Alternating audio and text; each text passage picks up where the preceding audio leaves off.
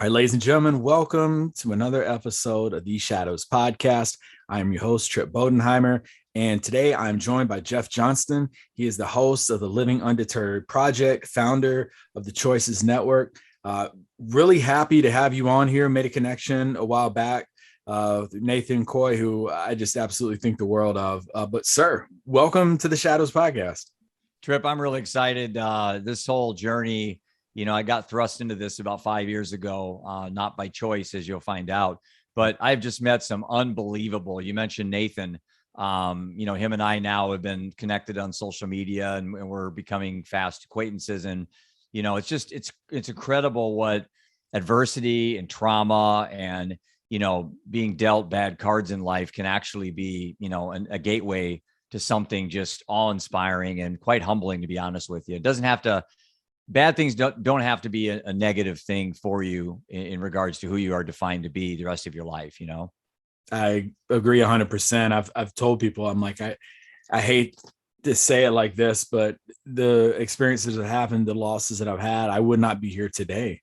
And wouldn't have the family that I have and the friends around me and everybody if those did not occur. But what we're going to do is we're going to go ahead, before we get into your story, we're going to jump into the five rounds presented by Giant Worldwide, partner of the show. Head over to giant.tv/shadows. Check out their leadership information they have over there.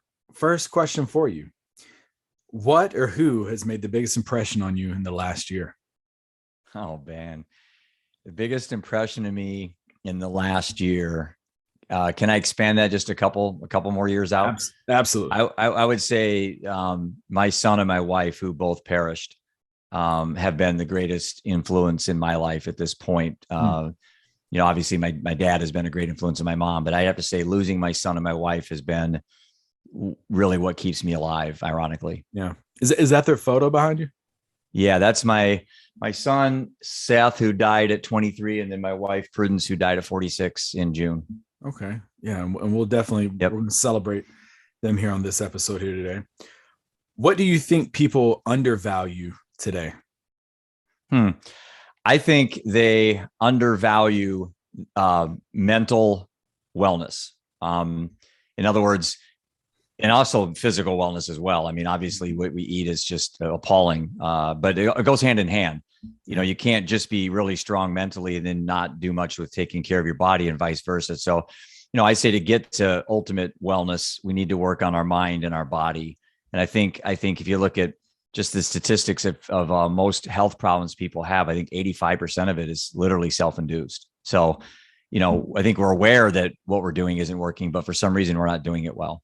Yeah. Yeah, I can agree with that. Something you're afraid to try? Picking up a spider. Really?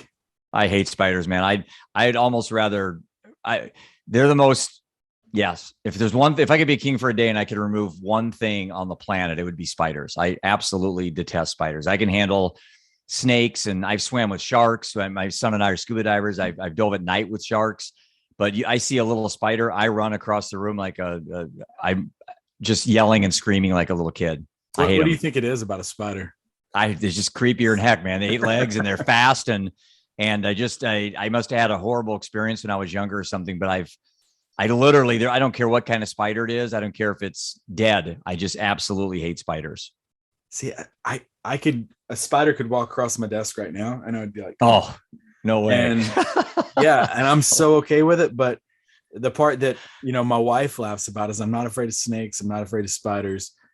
But if a lizard is on the porch. See, that doesn't bother me at all. Yeah, that's hilarious. I don't know why, but to me, I'm like, it must have been a traumatic experience or something. I think they're little dinosaurs or something, but yeah, I've never heard that, but I like it. Yeah, that's what I'm trying to talk myself into. Dinner for three historical figures. Never met these people before. Who would you dine with? Would they be deceased or alive? Deceased. Okay, deceased. I would say Abraham Lincoln, for sure. Okay. I would say Marcus Aurelius, who was a Stoic philosopher. I've been reading the book on Marcus Aurelius. Yeah, and I'd say Viktor Frankl. Yep. The author of Man's Search for Meaning. Nice. Okay, that's a good group. That's really Yeah. good. It'd be a heck. I'd like to go golfing with those three. That'd be a great time. Yeah. Be a fun foursome. Yeah. That book, what is it? Live Like a Roman Emperor. Yeah. And then he did meditations too. Yeah. Very good. Yeah. All right. Final question. Speaking of book recommendation or recommendations for our listeners. Well, the same one I gave Nathan, Man's Search for Meaning, with Viktor Frankl, is arguably the best book I've ever read.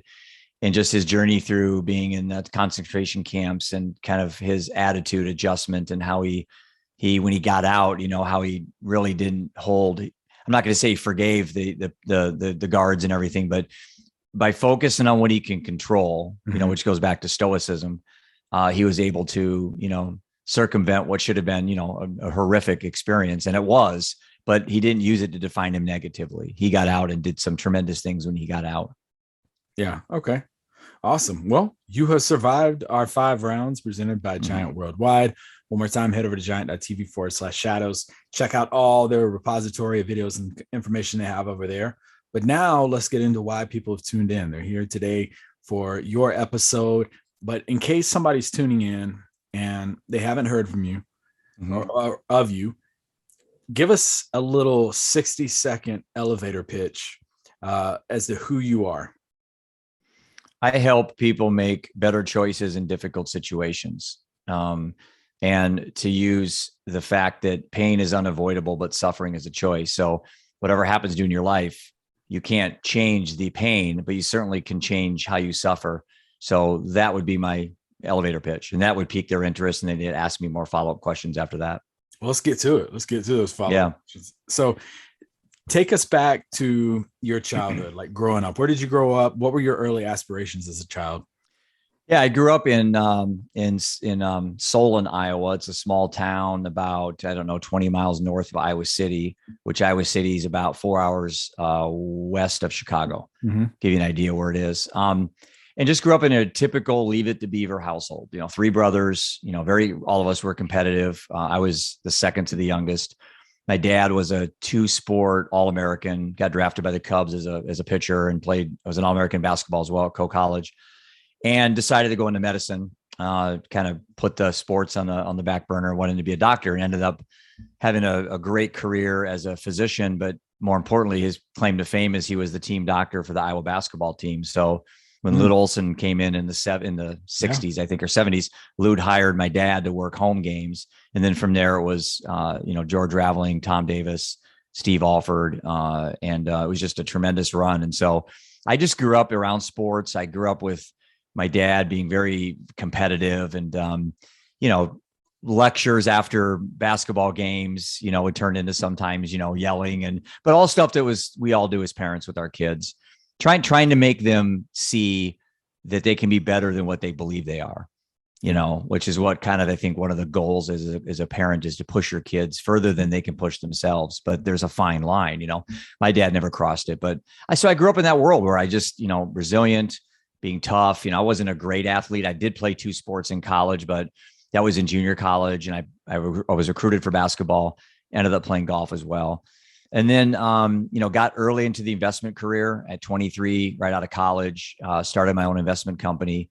And today at 56, I've never had an employer. I've been my own boss since age 23.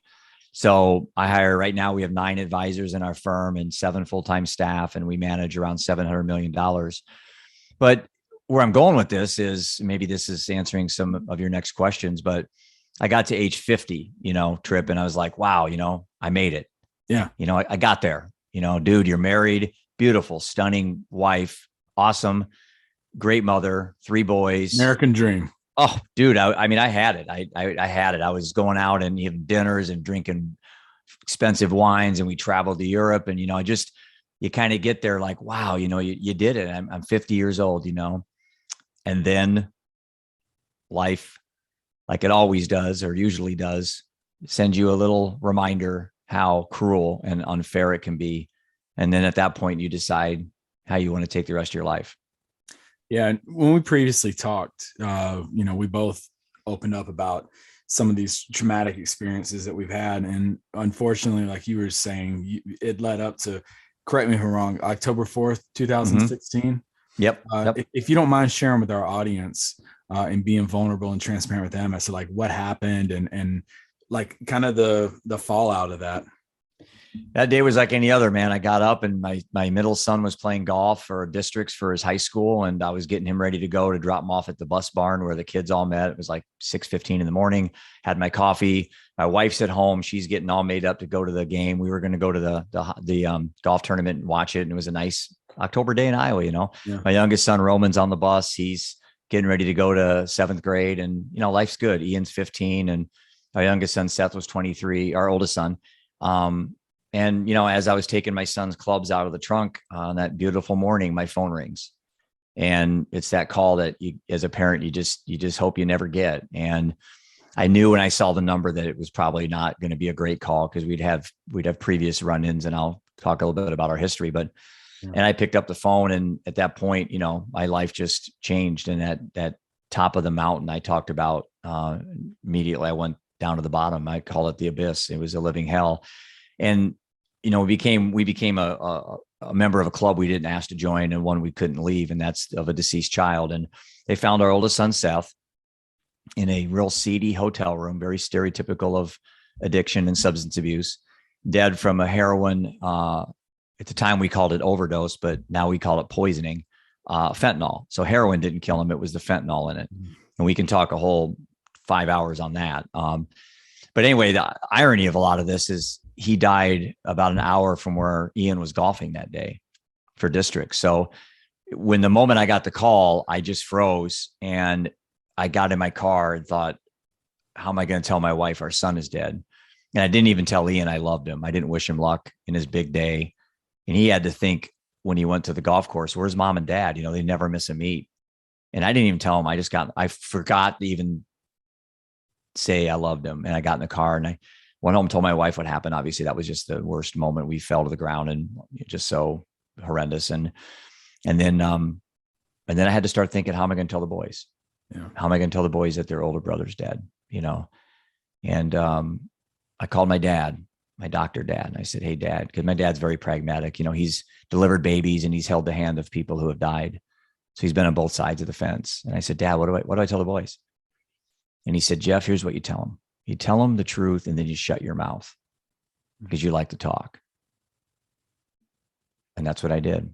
And I can tell you exactly how that went down. It actually became a chapter in my book, and it became a kind of the backbone of my Living Undeterred project.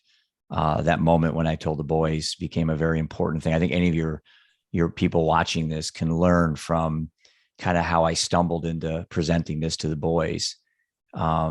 And I say stumbled because I certainly wasn't prepared to actually say what I ended up saying, which ended up being just very impactful and made a big difference in how it was presented to them. You told me what you had you said to him, that I would say like line or two that you said that really kind of stuck out. What was that for our listeners?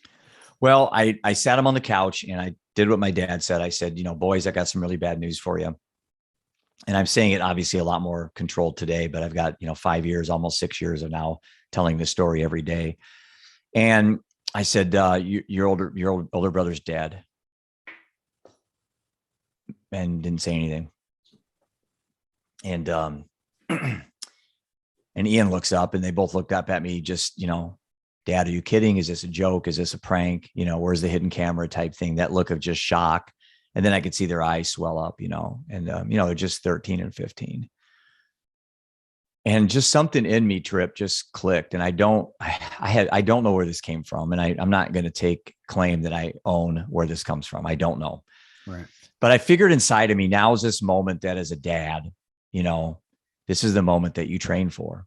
Mm-hmm. This is the moment. This is it. You want to be a dad, dude. This is it.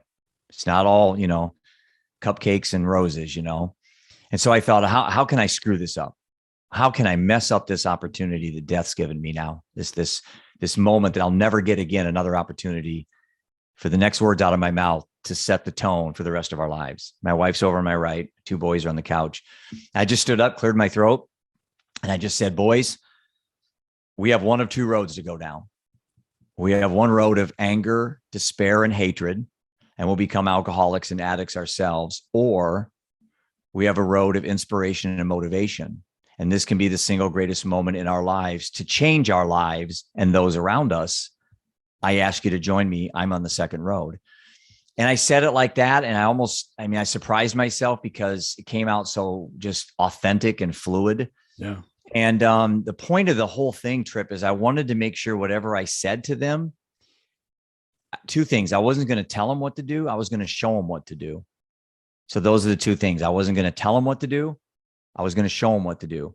And so from that moment, my two boys have just been absolutely heroic, and they've done some things that would make your jaw drop at their young ages. My son just last week won the Courage Award given to the whole student athletes at South Dakota Division I sports. He's a golfer there.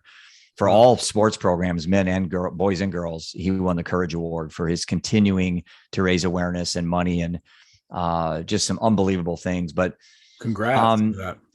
And to be honest, though, my wife and I didn't do so well. About 14 months into Seth's death, we both drank more than we've ever drank. And I think we both were trying to drink ourselves to death. I quit working, stayed home, drank, just felt sorry for myself. Trying to not let the boys see me crumble. And on December 24th, 2017, I just woke up from a night of drinking with my wife and her brother. And I just said, enough is enough. I quit. I'm done. I've never drank since December 24th, 2017. And as an alcoholic, I can honestly tell you, it's the easiest thing I've ever done in my life. Well, congratulations. To stop drinking. That's a huge accomplishment. Yeah. Congratulations for that. And I don't battle. I don't play the narratives. I don't call myself sober. I just choose at 2:50 on May 4th, 2022, not to drink. I don't keep score. I can't tell you how many days I haven't drank. Again, I don't call myself sober because that implies I'm in a fight. I'm not in a fight. I've heard won. That from a lot of people. Yeah. That have said that on here. Yeah. Yeah. I've won. So I don't worry about it. And again, I'm not, that's not what the experts say, that you need to go through these certain things. I'm like, screw that. I don't have time for that. My mind doesn't work that way. I'm fairly pragmatic like my dad. And if I don't want to drink, I'm just going to make it that simple. What do you think it was that helped you get to that realization of, from going from that talk that y'all had to that day where you just woke up and were like, what am I doing? What do you think was that like aha moment for you? It's a great question. I think some of it came down to I was letting down Seth. Yeah. And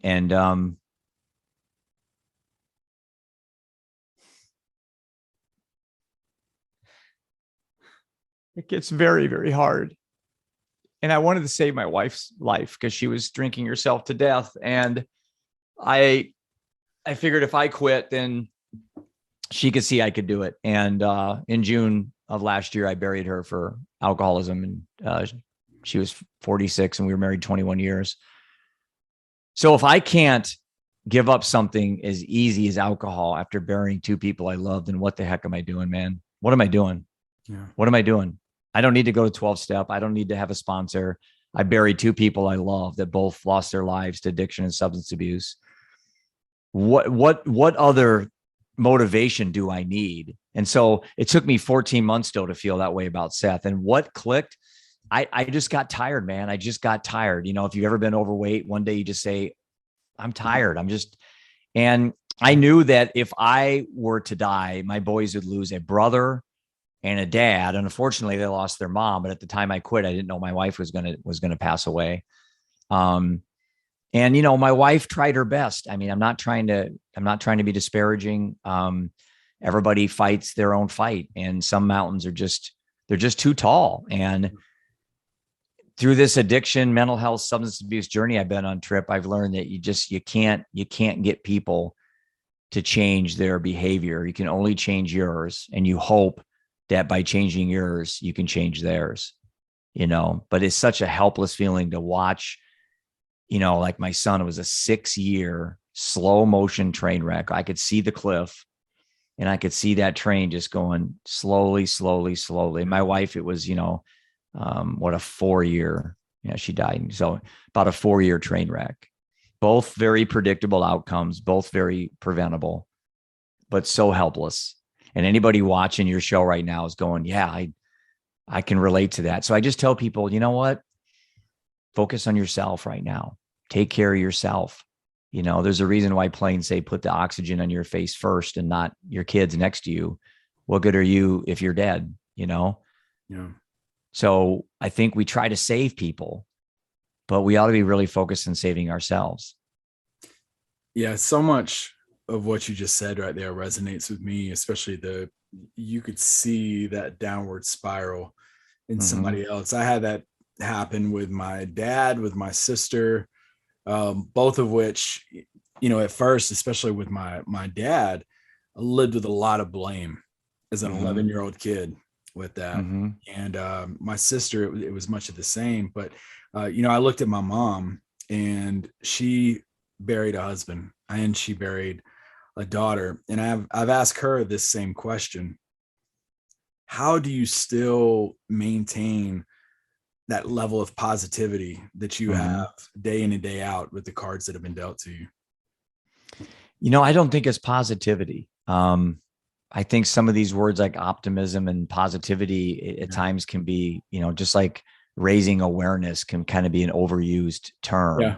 I think it's just my not innate ability, but my learned ability to evolve. To understand I'm an evolving being. I'm not even who I was yesterday, and I won't be the same person. Yeah. Right. And when I get off the podcast with you, I'm going to be a better man. I'm going to learn something. I'm going to meet a new friend. And I think this thing I've had in my mind, and I had this for a long time ago, where just that evolution is just like, what am I doing to adapt? It's like, we present grief as a survival barrier, heck with that. You can thrive out of grief. You don't have to survive. I think that's a narrative that far too many people believe. You don't have to do anything. I go back to one of the entry level issues with my son was when he was prescribed Adderall at 16 for attention deficit. And I'm trying to teach parents that you don't have to accept that diagnosis from a doctor. Right. You don't have to. I have attention deficit, and my dad always told me it was a superpower. And I ended up thinking I felt sorry for the kids that weren't, hyper and intense and couldn't pay attention and got poor grades because I never made honor roll. I couldn't memorize worth crap. The standardized way that education was not good for someone like me. It doesn't appeal to tactile kinesthetic learners. Yeah, I'm like a real life hands-on type learner. I just couldn't picture charts and graphs and questions that were asked, like word questions. I just couldn't put that in my mind. I knew I wasn't an idiot. I knew I wasn't real smart. Ended up starting an investment company, did very well. Now we're building this Living Undeterred brand, kind of with the same idea as I built up my investment company, kind of an entrepreneurial vision. But, I love the word evolution, but not from the standpoint a lot of people think about it. I'm talking about evolution of self. Yep. And that's a chapter in my book, along with the 2 roads, was a chapter I called Evolution of Self, about that transition I made from a grieving parent, stuck as a grieving parent, versus somebody that's actually in thriving mode, that I can honestly tell at 56, I'm at the best place I've ever been in my life. Wow. I lost 40 pounds drinking. I don't smoke. I eat healthy. I exercise. I meditate. I read. Everything I've done has been adding value to my life. And every time I cut something negative, well, coincidentally, that adds more value. So by just getting rid of negative things, you don't really have to go out and find positive things. It's just kind of by accident. You take a negative away and you're going to go to the surface. Yeah. Negative relationships hold you down like weights. And so, and not just negative relationships. I don't watch the news. I don't get into politics. I don't get into any of that stuff. Me both. Right. And I think Nathan even told me he's the same way. It's like, and I think a lot of people like us that are kind of wired this way, we don't really have the time to sit around and just watch negative, even if it's true. Right. Nobody else's negativity is going to project onto me. Right.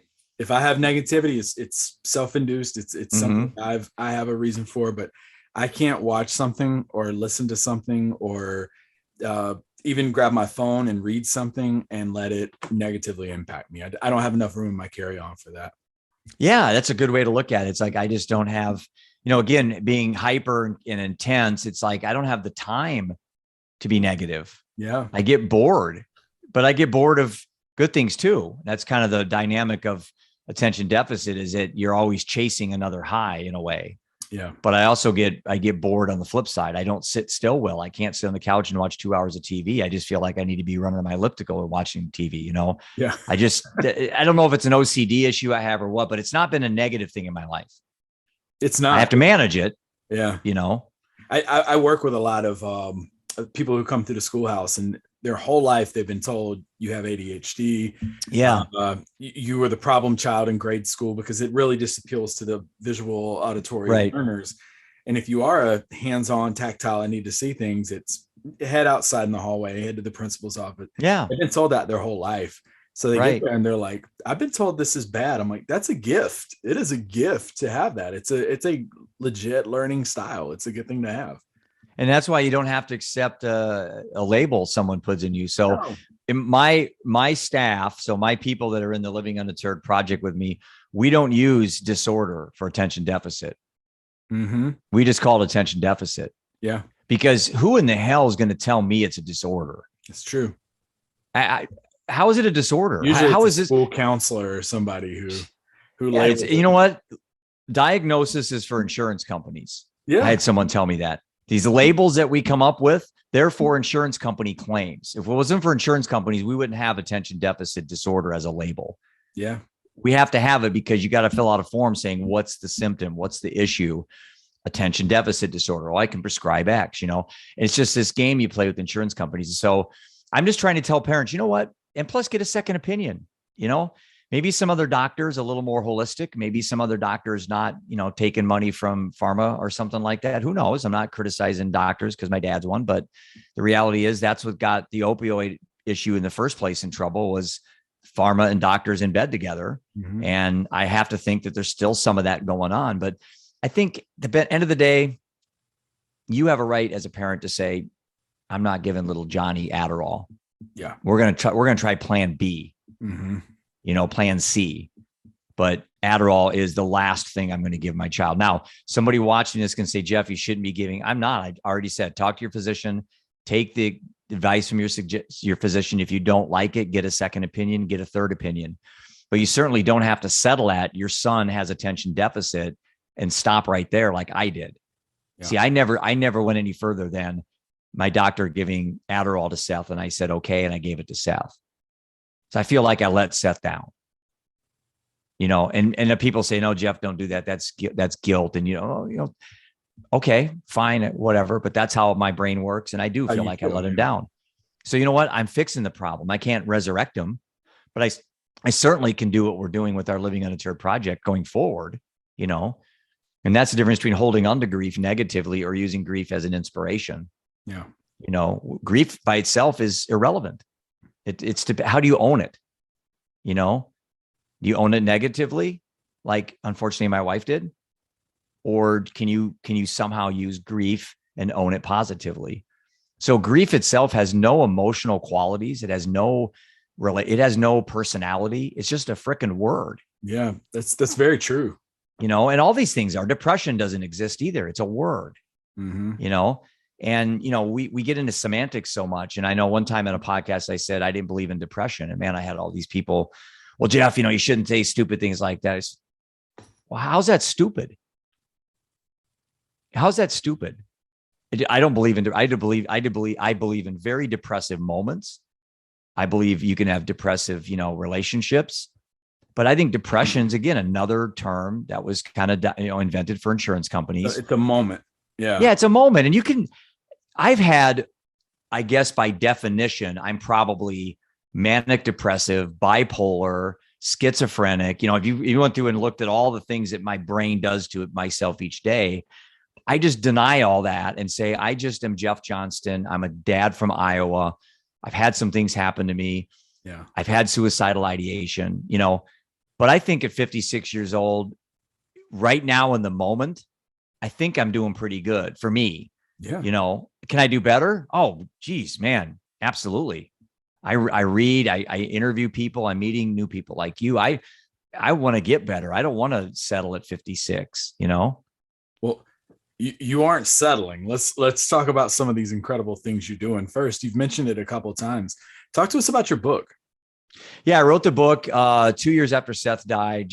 I felt really compelled, Trip, that Seth wasn't here to continue his legacy. There's lots of really good things about Seth, and people only remember the fact how he died and in what manner. And the last 6 years of his life was very traumatic. And most people have what's called recency bias, where we have an inclination or a bias to just remember the things that happened late. We don't remember the kid when he was in 5th grade, And plus, my son's daughter was born 3 weeks after he died.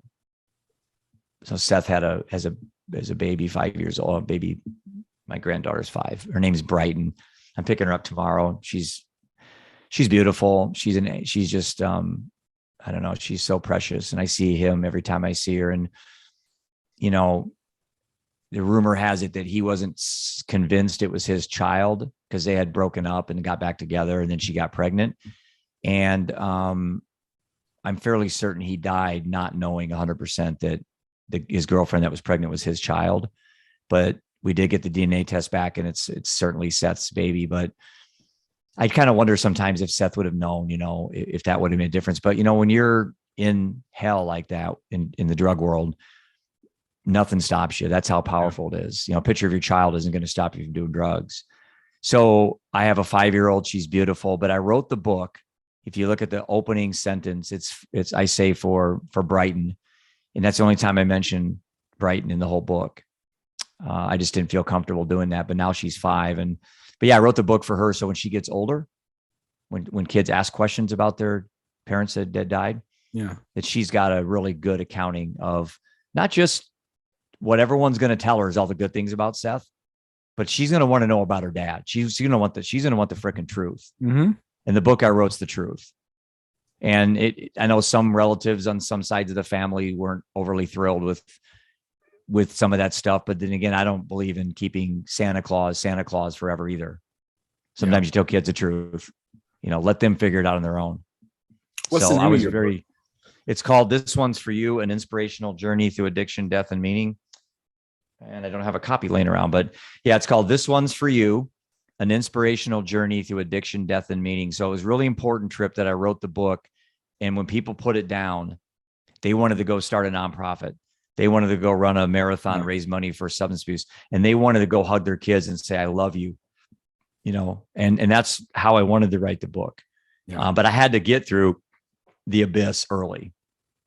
I have to get into the context, so people can see the lens I view life from. Right. And yeah, I am a grieving dad. I'm a grieving husband, but I don't own grief the same way as a lot of people do. Right. That's an opportunity for me. Death's the same way. I have a very odd relationship with death. I was talking to Nate about this too, is that, I'm agnostic, which surprises people. So I'm not religious, but I'm not an atheist. I'm like, I don't know. Mm-hmm. And I'm okay with my whole life. I've been that way. Yeah. And so I don't know where Seth is. I don't know if there's an afterlife. I don't know if there's a heaven or hell, but I do know I can create heaven right now, today, with the life I have right now. And that's what I do every day. So if there is a heaven, and if there is all these things, and if I do a good job here, I'm going to go there anyway. Yeah. So I'm not worried about that. So again, as an agnostic, it's very difficult because the grieving parent world is full of people pulling at your heartstrings. I had a couple people actually wanted to know if I wanted to talk to my son. They were mediums. Pay money. And I'm like, if you were here, I'd punch you in the face. Are you kidding me? I have to pay you money so I can talk to my son. I talk to my son every day, right in my heart, every day. I don't need a medium telling me for $50 that my son loves me. That irritates me. Ghost. What's that? Whoopi Goldberg from Ghost. Yeah. That type setting. Yeah. I talk to him every day, I have my spiritual relationship with my own personal, my personal spirituality. And I've always been willing to say, I don't know. Yeah. I really have too. When you see your granddaughter, you mentioned that. Yeah. That's that. I look at my daughter in the eyes and I see my sister so much. Isn't that awesome? And she does little things just like her. Like, I'm sure same on your end. And it's just like, And I write in my book, Yeah. I write in my book about, the issue sometimes is that people think that if you don't grieve or subscribe to some methodology or ideology for this, that you're not doing it correctly. And I write in my book that whether you are, let's say, religious or you're agnostic, okay, it shouldn't preclude you from being just a really good human right now. So if you believe in the afterlife and you think you're going to go to heaven, you have to do so many things to please your God, well, then you're going to try to be a good person, right? Right? That makes sense. But if you're not really sure what happens when you're gone and you don't know, and you just think, well, this is all I got. This is the only life I have. I'm not going to come back as anybody else. I'm not going to go to heaven. Well, then I'm going to want to do my best I can right now because this is all I got. Yeah. So I look at both scenarios in my book and I present it. It doesn't really matter what your faith is. It matters what you believe. Yeah. And again, people who are religious say, well, if you don't believe, you're going to go to hell. Well, again, I'm just not comfortable in believing in something because I'm afraid if I don't, I'm going to go somewhere. Because then I'm not really believing. I'm believing for the wrong reasons. And how you change human behaviors, you scare people or you inspire them. So if someone says, if you don't believe in God, you're going to go to hell. For me, I'm probably the okay then. That I'm not going to, I'll believe in somebody because they inspire me, not because I'm afraid of them. And yes, that's how I roll, dude. And if there is a hell and I'm punished for it, then you know what? I'm going to still do the best I can here. And if God says, Jeff, you're the greatest human I know on the planet. You've raised millions of dollars to help people, but you didn't believe in me. So you're going to burn in hell. What do I do? Yeah. What do I do? Yeah. By the time your episode releases, I'll be at 80 some, I think 82, 83 episodes. I don't think I've had a guest that I've just seen eye to eye on so many different things, on so many deep levels as I do with the things that you're saying here. You've mentioned your book. And before we wrap this episode up, talk to us about the Living Undeterred podcast, and then tell our listeners, by the time this episode comes out, you're going to be on the road. But tell them what you're gearing up for in 3 days. So I do the Living Undeterred US tour in 3 days. So we start on the West Coast. We go for about 3 weeks. I bought a 34-foot Thor Hurricane RV, fully wrapped, with Living Undeterred US tour.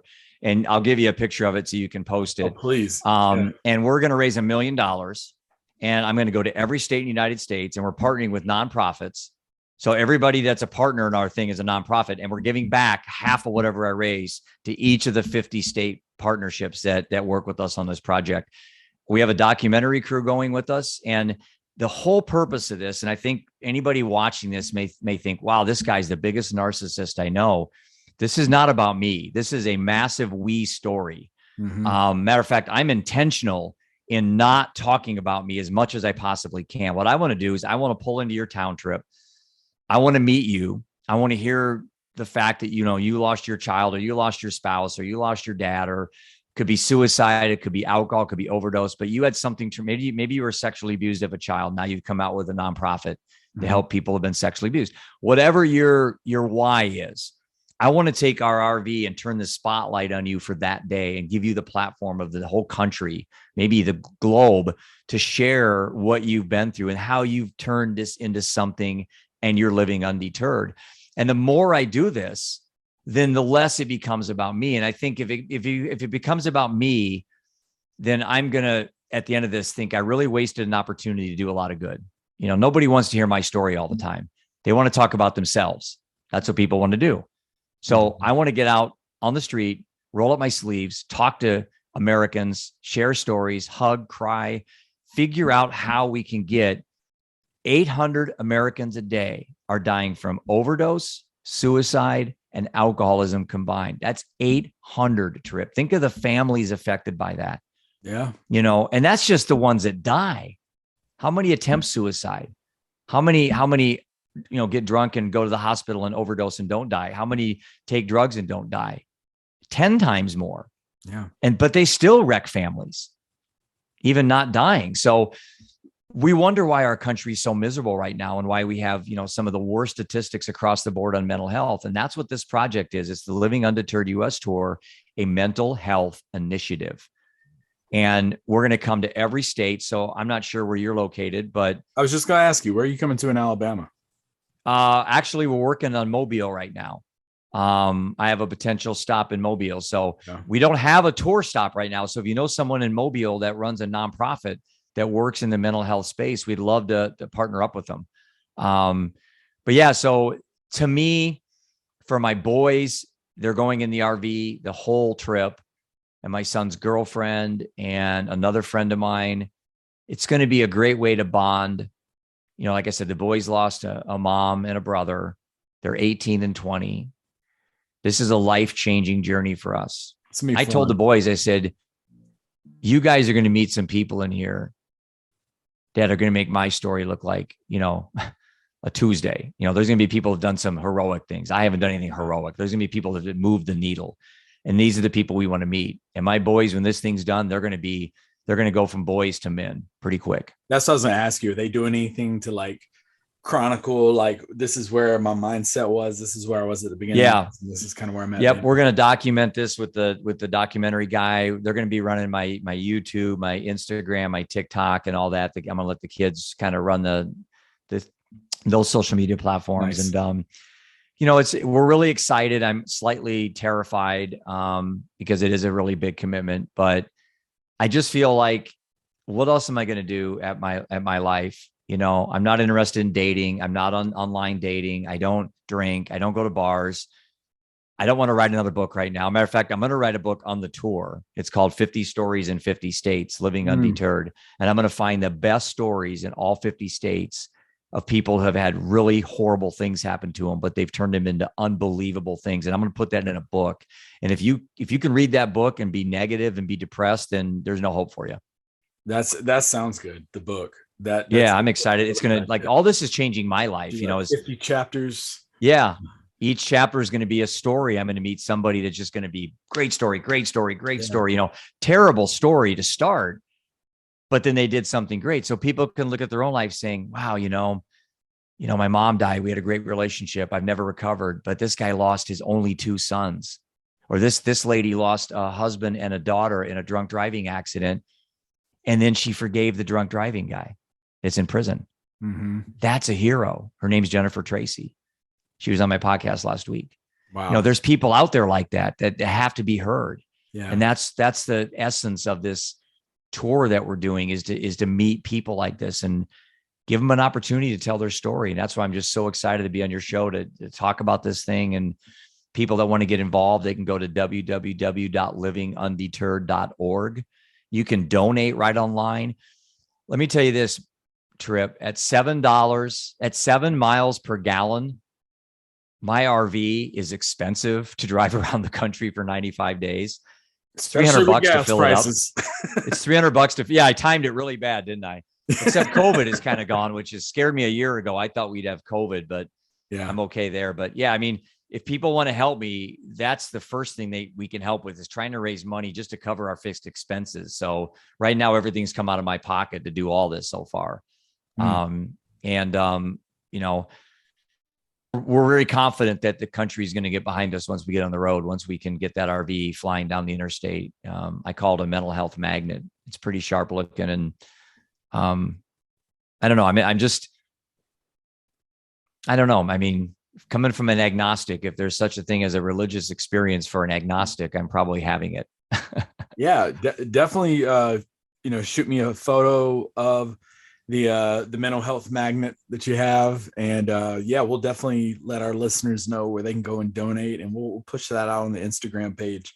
And if you're listening, go out, support. This is an awesome cause. This is very unique. I love what you're doing. I love how you're also, you know, bringing your boys along. And man, oh gosh, that's going to be so cool to go to. I mean, most people never leave their own state. And right, y'all are going to check off every single one of them in the process. And then y'all are doing it for such a good cause too. So this is really, really cool. But yeah, one more time, where can they find your book? Where can they find out any and everything about you?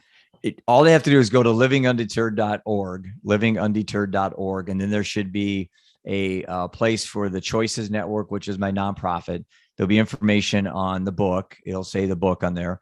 The tour information is being updated daily. There's a video, like a 3-minute video that we put together to kind of paint the backdrop of my story. We're actually doing a new one that we're using to get into the state partnership relationships. And it's all about advocacy. It's about vulnerability. And the last thing I'll leave you with, Trip, is there's a gentleman by the name of Johan Hari. He's on the TED Talks and all everything, but I would say he's like an addiction expert. Yeah. And he said something that really impacted me. He said the opposite of addiction. So I'll say this again. He said the opposite of addiction is connectivity, connection, not sobriety, not being clean, not being sober. The opposite addiction is connectivity. And that's what your podcast is. That's what my podcast is. That's what the tour is about. That's what being vulnerable, sharing your story when you're off the air and you're with your friends that you share your intimate stories with. Being vulnerable is part of this antithesis to the substance abuse and the mental health and the addiction.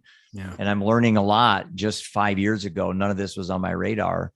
And now this has become like a lifelong mission for me to find ways people can pivot and can improve their lives so we can get these numbers to start going in the opposite direction than where they currently are. Well, I can't thank you enough for connecting with me and for taking time to do this.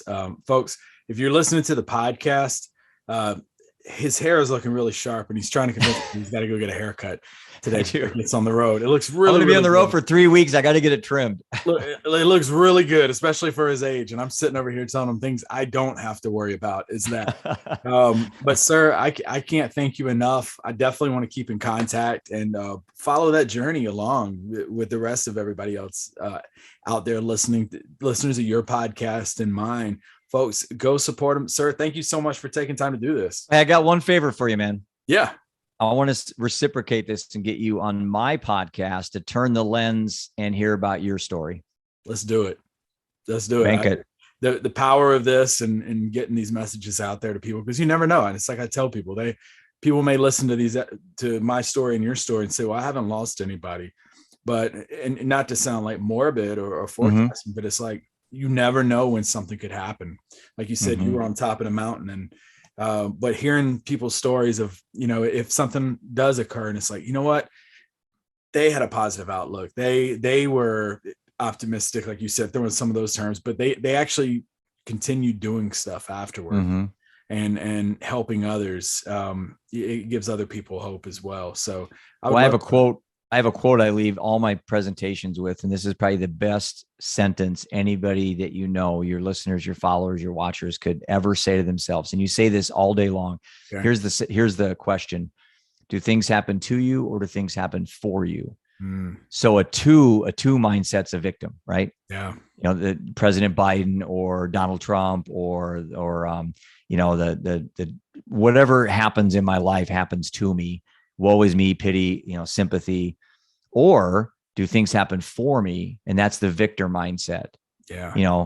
How can someone said one time, and then I'll close with this. Someone one time said, Jeff, how in the world could the death of your son and your wife be something that happened for you? And you know what my answer was? I said, how can it not be? How can it not be? Yeah. Because the other road's the bitter road. You and I have no time for that. So I have to make this for me. I have to. There is no two road. There's one road. And so that's kind of my mindset, is that I don't look at it as there's an option for me to take these deaths and be something happened to me. It's like I framed my mind. I've convinced myself that these deaths happened for me.